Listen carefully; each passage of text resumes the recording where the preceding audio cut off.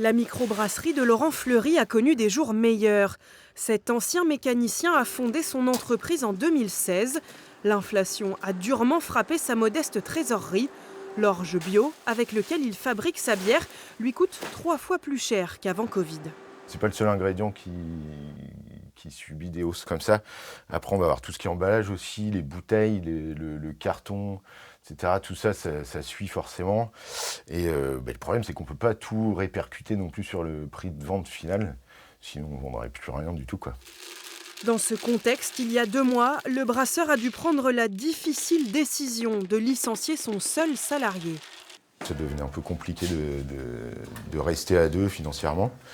Donc du coup, malheureusement, je recommence à travailler tout seul pour l'instant, en attendant de voir un peu venir, quoi. Faut faire le dos rond, en attendant s'adapter.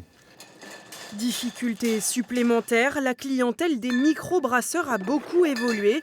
Depuis la fin du Covid, les ventes de bière chez les cavistes et les épiceries bio ont nettement ralenti. Il faut essayer de trouver des nouveaux clients, des nouvelles débouchés. Et là, aujourd'hui, on va plutôt s'appuyer sur les bars ou les festivals, les associations, et choses comme ça. Trouver de nouveaux clients, c'est aussi la priorité de cette brasserie, la plus grande de Vendée. Créée il y a 15 ans, l'entreprise est plus solide que certains de ses concurrents, mais son dirigeant reste prudent et freine les investissements. On a toujours l'impression que le marché de la bière a explosé, en réalité pas vraiment. Il faut imaginer qu'il y a 15 ans, le Français buvait 31 litres de bière et qu'aujourd'hui, il en boit 33 litres. Donc il n'y a pas une énorme différence finalement. Si en France, la consommation annuelle de bière est quasi stable, le nombre de brasseurs, lui, a explosé. Il y a 10 ans, on comptait 600 brasseries dans l'Hexagone.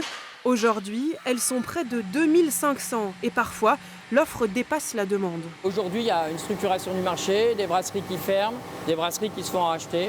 Et malheureusement, il y aura encore des brasseries qui vont fermer, oui. Comme beaucoup d'autres, Anthony Julienne a dû se résoudre à baisser définitivement le rideau de sa microbrasserie. On a ouvert une brasserie à Clisson une semaine avant le premier confinement, avant le Covid. Et du coup, avec un modèle économique qui était assez particulier parce qu'on était censé vendre la majorité de notre production au bar. Et quand on nous a demandé de fermer l'établissement, du coup, plus de clients, plus de volume. Et puis, voilà, on a réussi à tenir 3 ans. Depuis, l'entrepreneur a revendu son matériel de brassage et se consacre à la gestion d'un bar. Pas question, pour autant, de renoncer à la bière. Il est devenu brasseur nomade et produit encore quelques bouteilles. C'est devenu mon métier de cœur.